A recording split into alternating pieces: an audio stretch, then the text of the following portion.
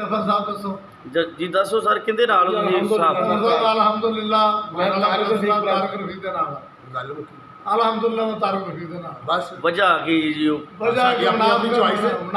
अपनी अपनी चॉइस है अपना अपना देन है अपना अपना नहीं किस वजह तो तुसीं छड्डिया है वो ग्रुप नूं बस छड़ नहीं कोई थोड़े वजह ना होनी चाहिए हो सकता है कि मैं भी छड्डन का प्रोग्राम बना रहा हूँ दसो ना कोई तू छड़ दो तुसी जे छड़ना छड़ दो मैं दसो छड़ देता नहीं वजह कोई दसो यार छड़दा केड़ा अहम मसला है मतलब कि जेड़ा तुहाडे नहीं साडे म्यार ते पूरे छड़ना जरूरी कन्ना वाली सरकार तो चुप रहा है हाँ जी सर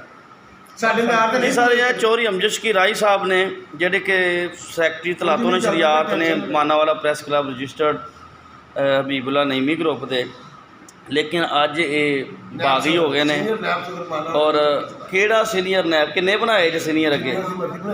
जी चौधरी साहब की वजह बनी साडे म्यार ते नहीं पूरे तर्के तल्लक की आखिर वजह क्या हुई लोग पूछते हैं मुझसे सवाल अक्सर जनाब मैंने छोड़ दिया वजह मुझे थोड़ा ये दसो ना मुनाफिकत उनकी मुनाफिकत और उनकी बगैरतियाँ लेकिन मैंने छोड़ दी यार मैंने छोड़ दिया बस ठीक है बस ठीक ਹੁਣ ਅੱਗੋਂ ਛੱਡਦੇ ਯਾਰ यार जो मैं काम आप करने सारे मैं उन्होंने किहड़ा मुताज ਕਿਹੜਾ ਮੁਹਤਾਜ ਆਂਦਾ अल्लाह ताला माफ करे ਪੀਪਲਸ ਪਾਰਟੀ ਦੀ ਗਵਰਨਮੈਂਟ ਆ नहीं गवर्नमेंट की मैंने हुण मेरा कोई पेचा भाले ਹਾਂਜੀ